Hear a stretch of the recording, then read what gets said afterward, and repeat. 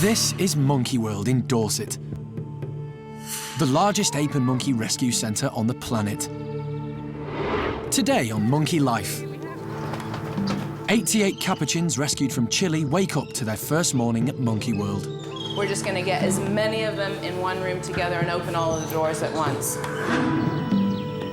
Chimp Rodders has a run-in with a sticky Melon. And the park's naughtiest resident, Sheamus, comes face-to-face with Alpha Male Butch. He is actually frightened of Butch, and that's good, because then he'll mind his P's and Q's a bit, and then he's less likely to get a good thumping.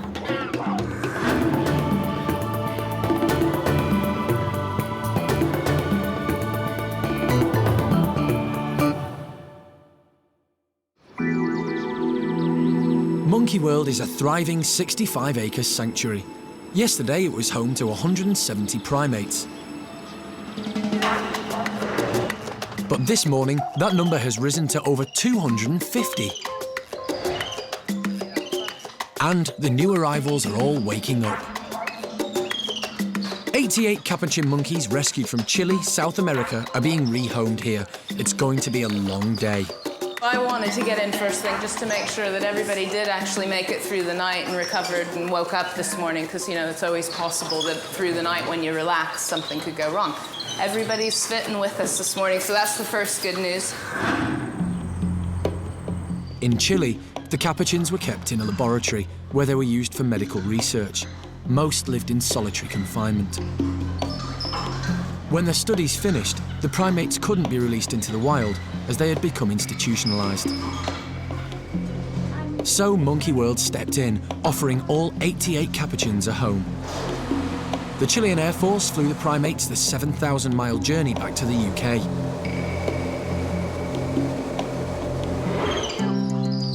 In the wild, 30 Capuchins can live happily in one group, but the park is going to set up separate male and female enclosures because they don't want them to breed and they'll be less likely to fight.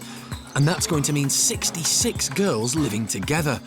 Park director Alison's hopeful that the bigger the group, the more peaceful it'll be. There's so much individual personality involved with each of these monkeys, and how traumatized they are, how forward they are, how shy they are. We're hoping that if we just put everybody in the playroom at once and open it all up, first of all, the sense of freedom that they're going to have for the first time in their life is going to bowl them over a bit. But just being confronted with 10 others all at once, who do you want to fight with? You know, you don't know anybody, and pick a face out of the crowd. You generally don't want to run into a mob and start a fight. Fights are generally one-on-one. So we're just going to get as many of them in one room together and open all of the doors at once. And later, will it be happy families when the females move in together? Everybody's so sort of freaked out by everything that's going on, including us, I might add. And in the Orangutan nursery, they're showing their wild side. Across the park, in the chimpanzee nursery, it's treat time. Juicy melons. Today, the youngest members of the group are about to get a lesson in how to get to grips with a great big sticky fruit roughly the size of their head. Normally, their food comes chopped up, so something this size is going to be a real challenge.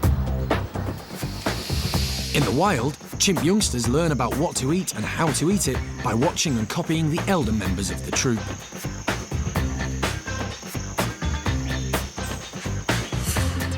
Today's teacher is Sally. As the eldest in the nursery, she shows the way by breaking up her melon into neat, manageable pieces. It turns out that Ash is a very good student. The girl's careful, studied approach makes eating the fruit easy. Surely all the chimps are going to follow Sally's lesson as carefully as Ash. Then, along comes the naughty boy, Brian. The lesson's totally wasted on him as he takes his melon and just dives in head first. He's got a very sweet tooth, and there's no way that one melon's going to be enough for him. Unfortunately, Rodders hasn't been paying attention to Sally either. He's chosen to copy Brian instead. And the result is a very sticky chimp. Rodders has got himself in a real mess. While Ash remains clean and groomed by following Sally's example, Rodders has ended up with Melon all over his fingers and he just can't work out how to get it off. So the lesson for the day is, be careful who your teacher is and never, ever choose Brian. The nursery group are now a happy and settled bunch, and this is mainly because the park's naughtiest resident, Sheamus, has moved out of the nursery and in with the bachelor boys. In the nursery group, Sheamus was getting out of control, and he'd often be too rough with the youngsters.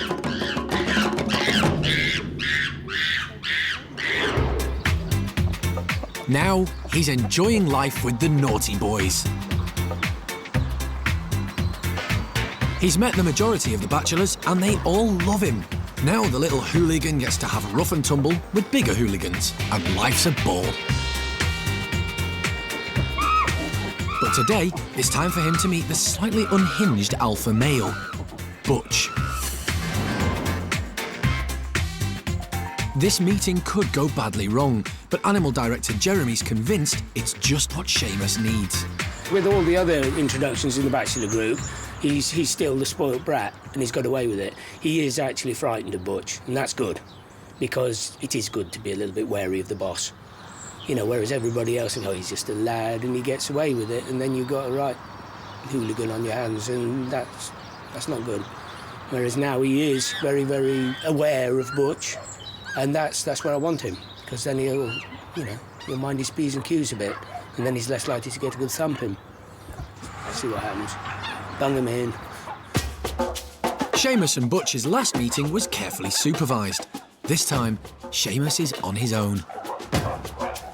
Sheamus is right to be wary of Butch, who can be very unpredictable, and Jeremy's going to be close by just in case.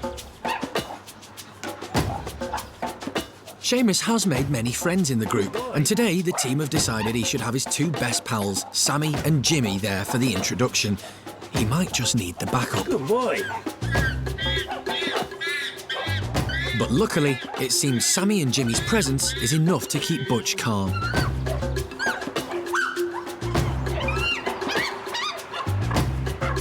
Instead of wanting to thump Sheamus, Butch's posture shows he wants to make friends and play. Good boy! Good boy, Butch!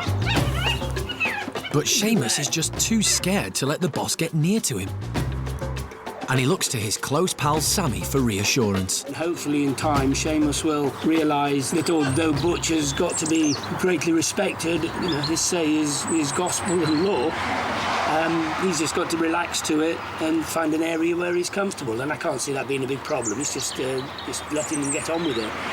And it's very clear that Sheamus has got an awful lot of friends, which is good. He's just there now with Jimmy, and he can go and give Jimmy a hug, and he can give Sammy a hug, and and although Butch is dominant over those two, he doesn't really need to go to war with them.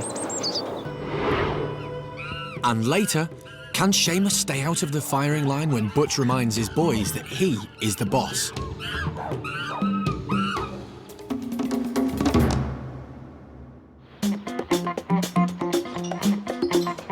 Back with the Chilean Capuchins, the females are all being moved across the park into their new home, the lodge. Today, the team plan to get them all into the main playroom together. Bring boxes in, #1 priority is the monkeys out of the cold. And then the next one can sit on top of that one. Here's the bucket for bits and pieces. Some final touches are being put in place to help them enjoy some playtime, something which they've never experienced before. Jeremy will open each door in turn, and the Capuchins will be able to decide for themselves how quickly they want to come out, or if they want to come out at all. They've been in cages all their lives, and for some, the cage provides comfort and safety. It may take a while for the monkeys' newfound freedom to sink in.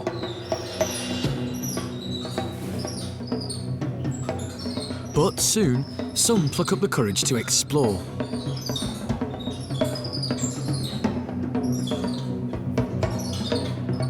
This is the first time the Capuchins have ever climbed on natural branches, so it may take some getting used to. So far, it's early days yet because everybody's so sort of freaked out by everything that's going on, including us, I might add, that they just don't really, nobody's going to be able to focus on any one person. There's just too much stuff to be messing with. My gosh, look at them all. Round one, Monkey World. This is the largest number of animals the park has ever introduced in one go. And as the team observe the Capuchins' behaviour, it becomes clear that all those years trapped in cages have had an effect. It's becoming very evident that these guys have never been out of those tiny lab cages because they really don't know how to control their sort of tails. They're sort of trying to reach for things because that's instinct, but they don't know how their tail really grips on the branches and stuff like that. So they're slipping all over the place, basically, and skittering everywhere, and they're not very stable right now. They're very good at climbing on the mesh, but anything beyond that, they're a little bit awkward on all of the ropes and flexible sort of branches and things that we've put in there, but this is all part of the learning process. The Capuchins seem to be willing to explore their new environment, and everybody hopes that this will be a new chance for freedom and friendship. But for some, rehabilitation may take some time. At Monkey World in the Chimp nursery, the group have finished with the melons and have moved on to their next treat, potato sacks. There's a lot you can do with a potato sack, and Brian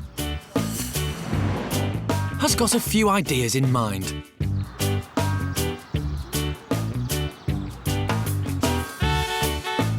Hang on though, it looks like not everybody's finished with those melons after all. Just like kids, chimps can make fun out of anything. Brian's really enjoying the potato sacks. He even tries out a bit of nest building.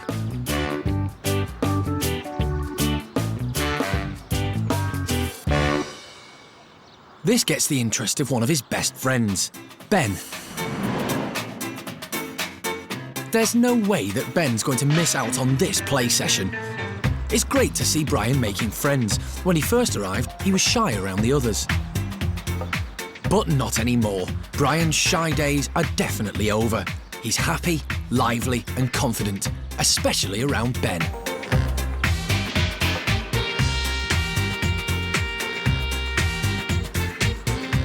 Brian had better make the most of Ben while he still can. Ben's 6 now, and along with his half-sister, Pip, it'll soon be time for them to move on to an adult group.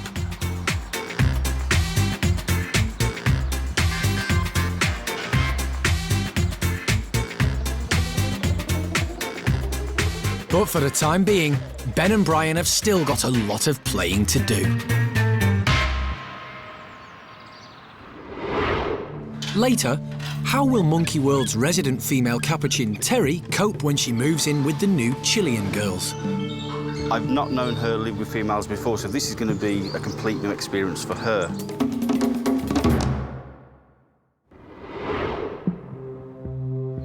Back with the Bachelor Boys, the introduction between Sheamus and Butch continues.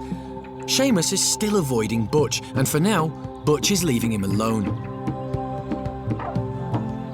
As the meeting is calm and going well, Jeremy's keen to let more of the bachelors outside. Yeah, OK, if they want to get either somebody else safe lined up, either Mojo or whoever, or Spanish Charlie, that might be good. Hopefully, with more of the group coming out, it'll distract Butch's attention away from Sheamus. And sure enough, it does.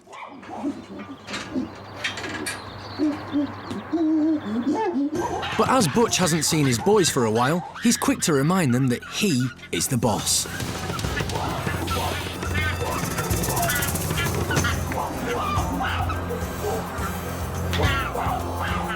A quick slap is just Butch's way of asserting his dominance.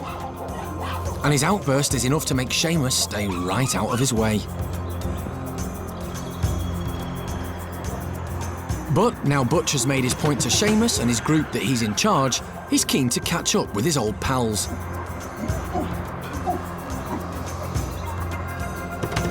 So far, so good.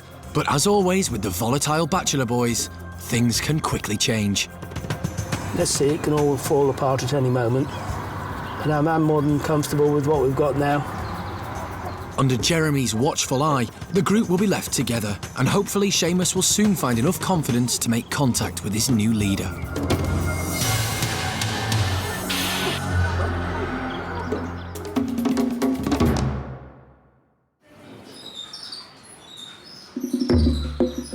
Across the park, the female Capuchins from Chile are busy checking out their new home. And now, even the shyest monkey can't resist a bit of settling in. Before they were rescued by Monkey World, the park was home to just 4 Capuchins from the British pet trade: Tom, TJ, Gizmo, and the only girl, Terry.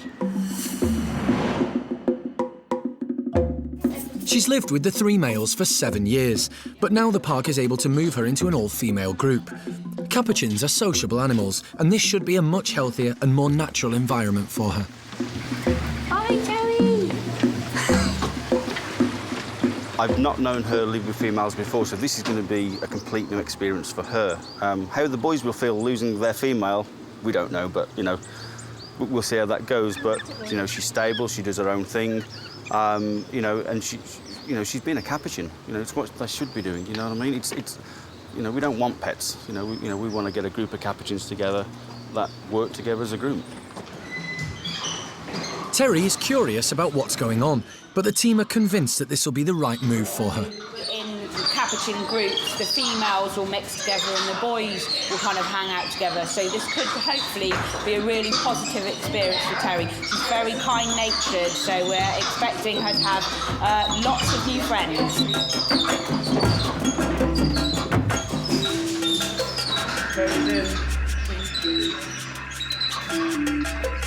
She's only been in for about 10 minutes. And she's just moved through, I think. She's right in here in the playroom. Yeah, okay. So she's moved through to the playroom. How's she doing then? Really well. Really well.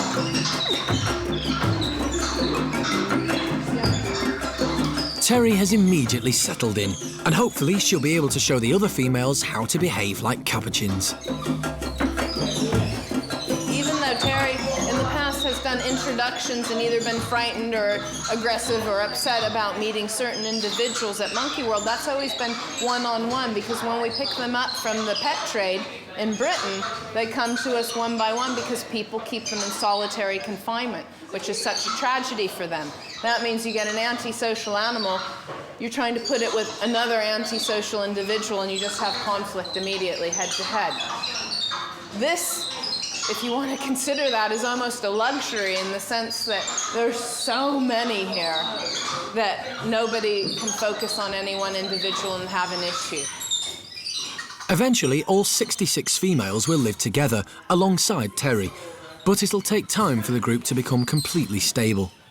Even if you get them all together, it's quite likely that problems will develop in the next couple of weeks as people start to assert themselves and a hierarchy develops. So we always want to keep track of who's who in the hierarchy and how that's functioning, so that we can make sure if any fights and disputes break out, who's fighting who and who's developing their own sort of troop and line behind them, and so that we can try and give them the best opportunity to all live together.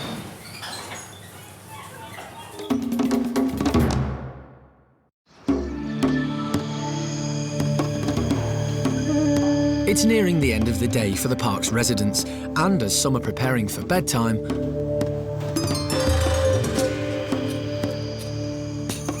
the toddlers in the orang nursery have been given baskets to practice bedding down in.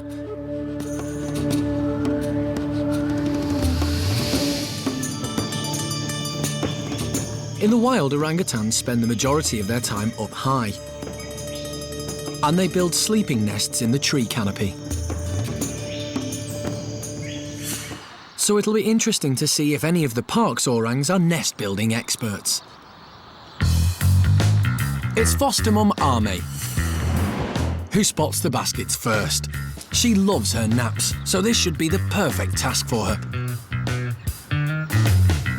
Unfortunately, she's convinced that the bedding is hiding some treats and chucks it out of the basket. The toddlers are busily throwing all the blankets out too, in the hope that there's something edible hidden in there somewhere. Ame just doesn't get it. She's thrown away the bedding, she's not found anything to eat, and now she's destroying the basket. Ame's the boss, so the youngsters follow her lead. It's been a complete disaster. What was supposed to be a nesting lesson has turned into a load of fun and a destructive play session. Well, as destructive as an orang can be, these primates are not the most active of creatures. And for an orang, this is about as rock and roll as it gets.